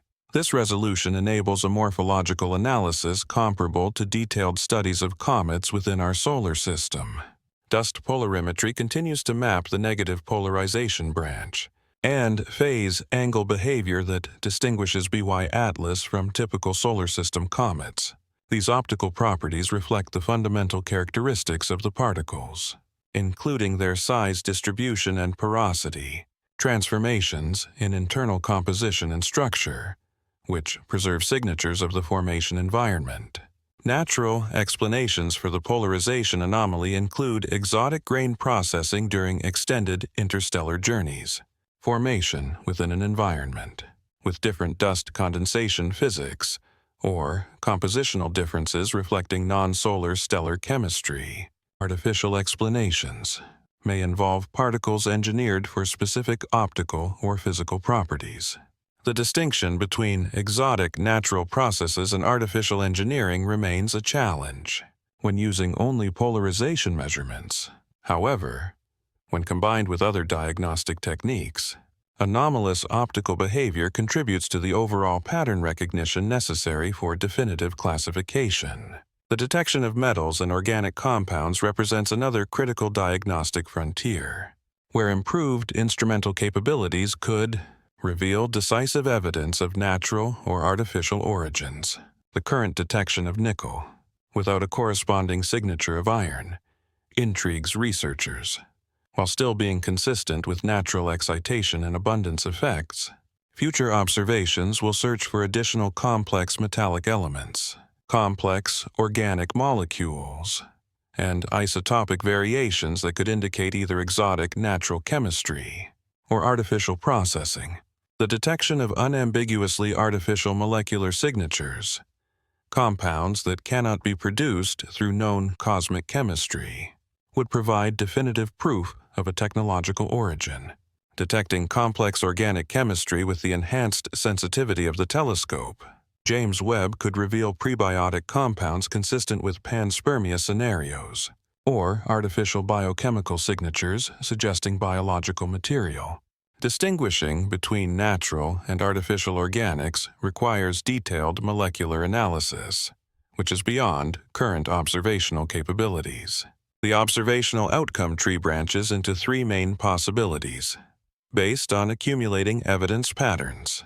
The outcome could describe a natural comet with an unusual chemical composition, expanding our understanding of the diversity of interstellar objects, while fundamentally remaining consistent with known physical laws and formation processes. This scenario would establish ATLAS as a crucial calibration point for interstellar object population models, while demonstrating the chemical diversity available through processes of cosmic material exchange. The scientific value would prove significant, even without revolutionary implications for life or intelligence. Outcome B includes a natural, seed-like component, supporting Susan Foster's planetary seeding hypothesis, while remaining entirely within natural formation and evolutionary processes. This would provide evidence crucial for the mechanisms of cosmic material exchange, helping to accelerate planet formation without requiring biological or technological explanations. The implications for planetary formation theory would prove revolutionary by showing that interstellar objects actively participate in the architecture of planetary systems, rather than being merely curious byproducts of evolutionary dynamics. This natural seeding mechanism could explain the observed correlation between stellar mass and planet occurrence frequency. Outcome C represents the extraordinary possibility of confirmed technosignatures, indicating an artificial origin, biological cargo, or engineering capabilities far beyond human technological development. This scenario carries immense significance, while remaining extremely low in probability. Based on current evidence, the burden of proof for outcome C remains high, appropriately requiring multiple, independent lines of evidence, decisively ruling out natural explanations. Single, anomalous measurements or ambiguous signatures will not suffice to draw such revolutionary conclusions. The scientific method demands reproducible evidence, not speculation from scant observations. Any confirmed technosignature would need to be verified through independent observation campaigns, using multiple instruments and analytical techniques. The importance of accurate classification cannot be overstated. A false claim of artificial origin would damage scientific credibility for many decades, while potentially triggering inappropriate policy responses. Erroneous conclusions could overlook genuine opportunities to advance humanity's knowledge of the distribution of intelligence in the cosmos. The coming months will provide unprecedented observational data to test these competing hypotheses. Based on objective evidence, the instruments are ready. The coordination protocols have been established, and the scientific community awaits the results that could reshape our understanding of planet formation, the cosmic distribution of life, or humanity's place within a potentially vast galactic network of intelligence. Part 13. The broader implications if Borisov ultimately proves to be a natural comet with unusual chemistry, the most likely outcome based on current evidence. Then the scientific implications would extend far beyond simple classification exercises. We would need to fundamentally reshape our understanding of cometary diversity, extrasolar system chemistry, and the population statistics that govern the distribution of interstellar objects in the galaxy, the dominance of carbon dioxide, the early water activity. The peculiar dust properties and distinctive chemical signatures would establish new categories within cometary taxonomy, which has been developed from examples within our solar system. This expanded classification would better prepare us for the expected chemical diversity of objects formed around stars with different masses, metallicities, and evolutionary histories.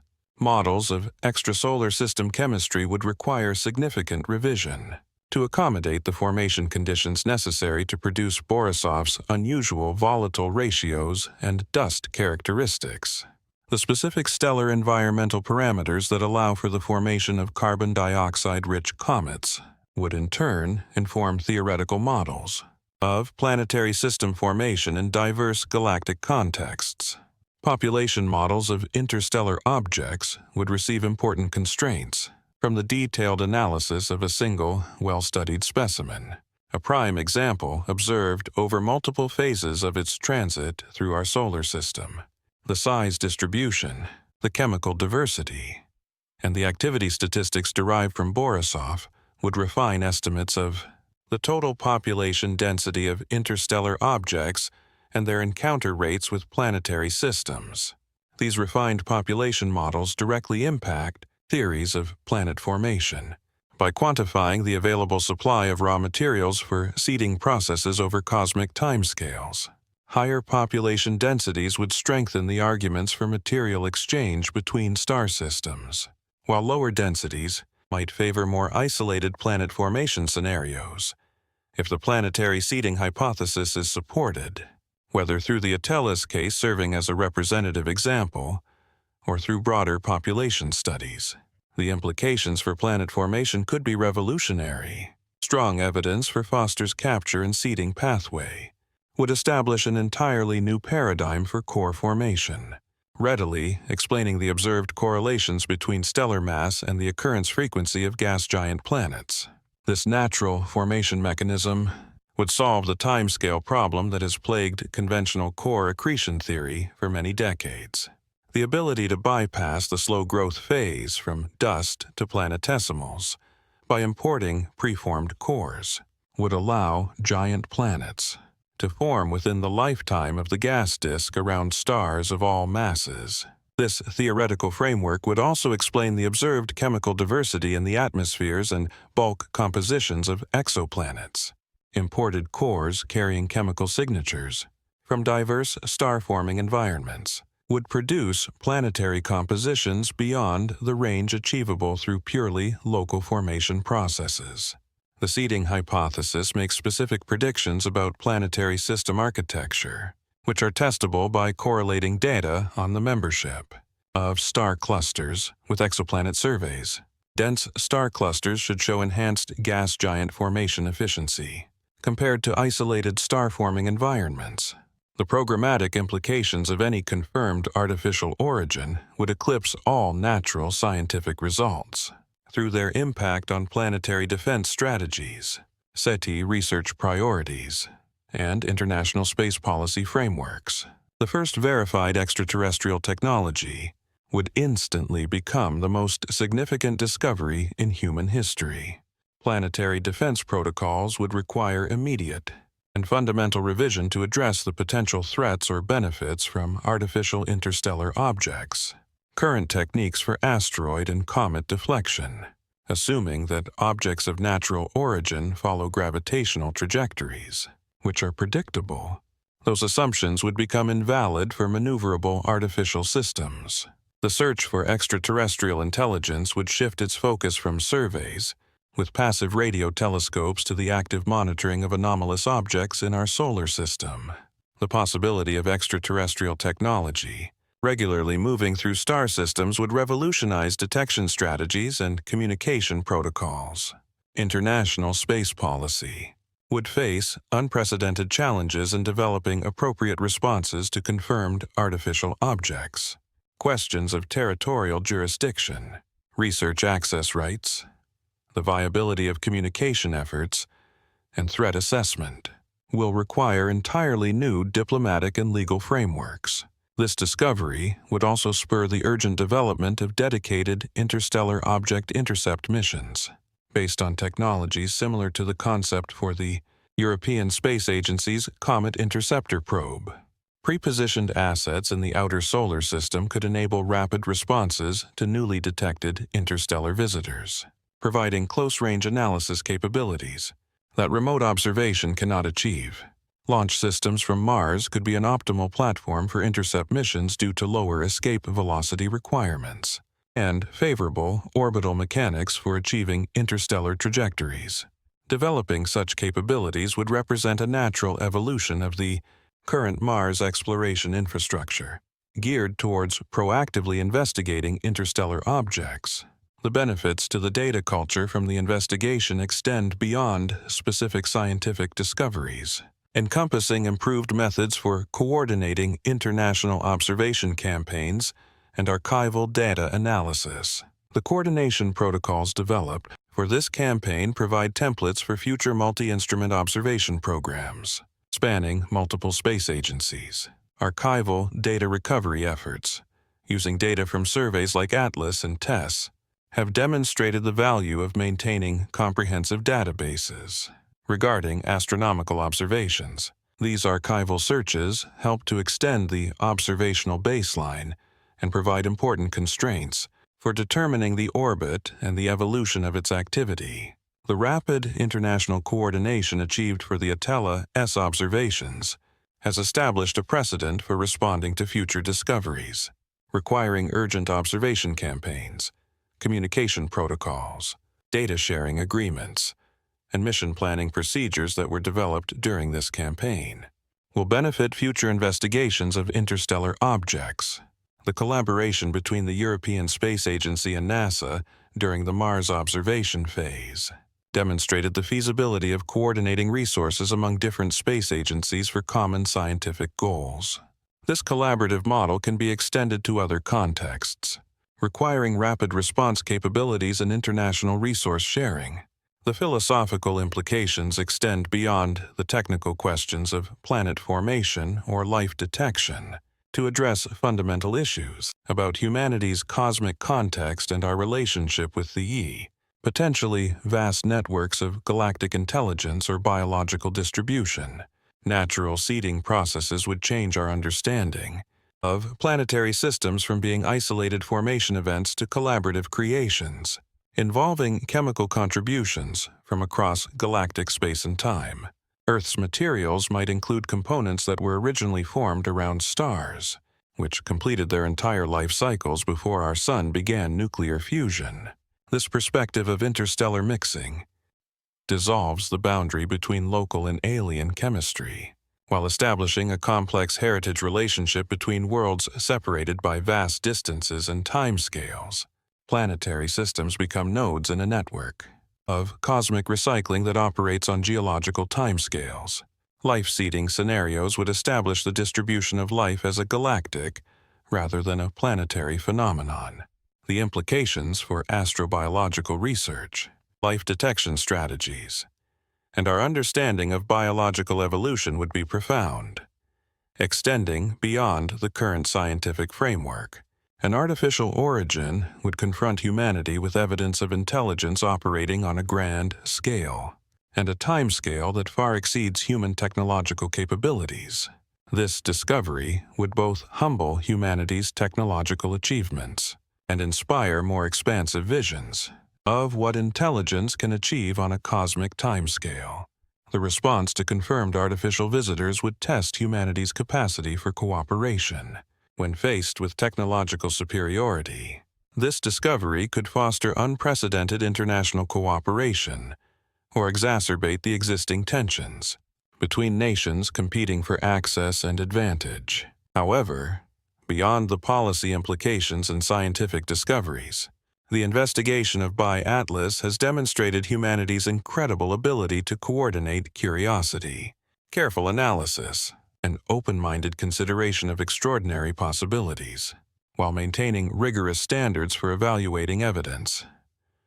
The process itself, regardless of the final conclusion about the object's nature, illustrates science's ability to turn apparent anomalies into deeper understanding through patient observation, theoretical creativity, and collaborative investigation, spanning multiple disciplines and crossing international borders. Therefore, the greater benefits extend beyond any single discovery to include the advancement of human knowledge, international cooperation, and our species' capacity to confront cosmic mysteries, challenging fundamental assumptions about our place in the universe. Part 14. Philosophical Aspects.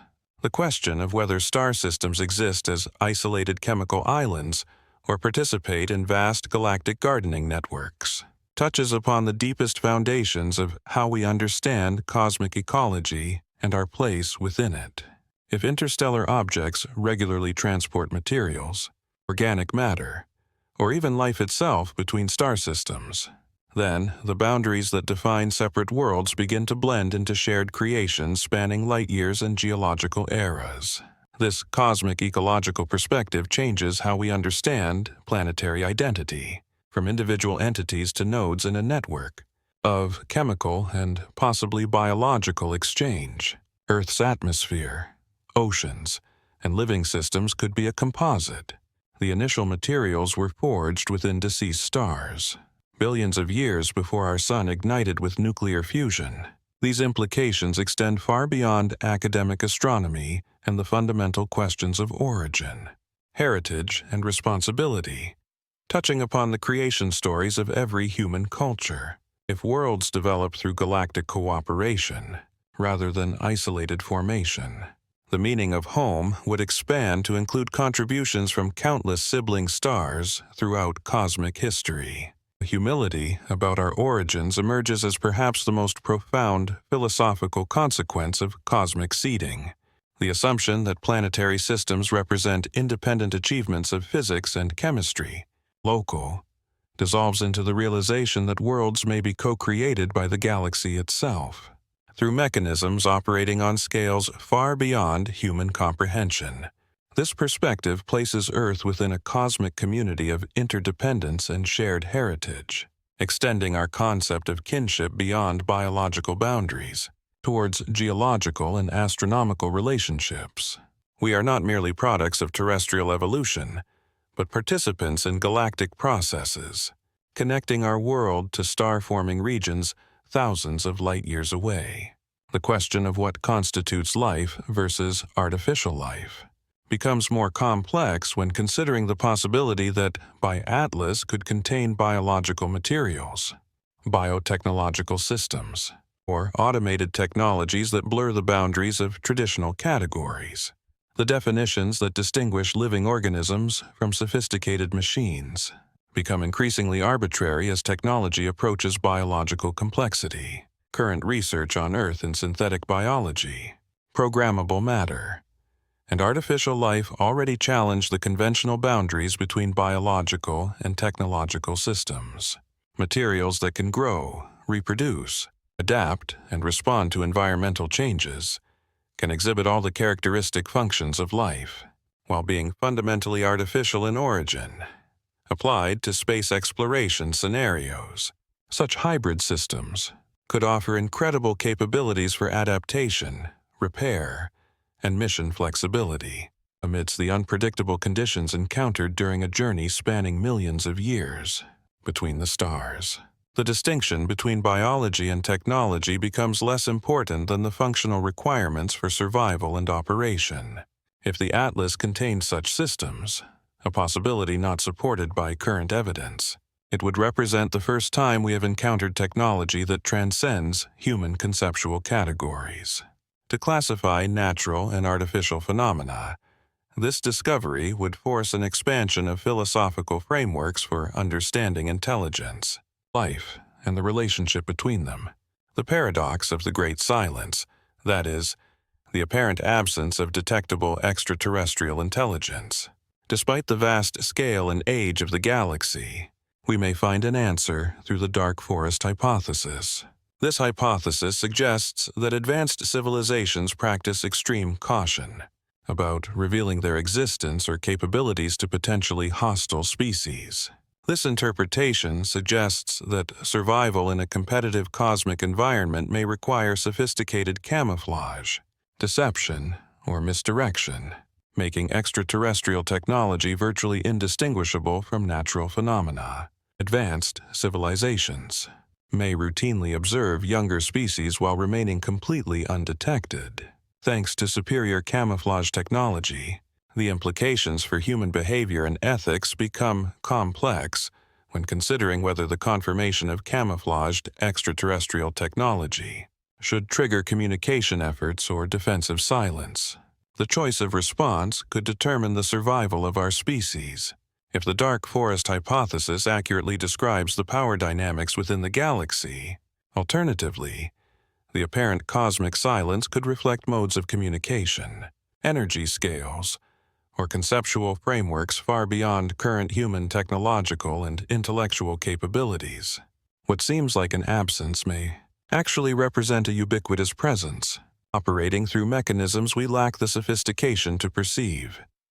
The philosophical question of prudence, as opposed to openness, takes on existential significance when faced with possible evidence of extraterrestrial intelligence or technology. The decision to actively pursue contact versus maintaining observational caution could affect the long-term survival.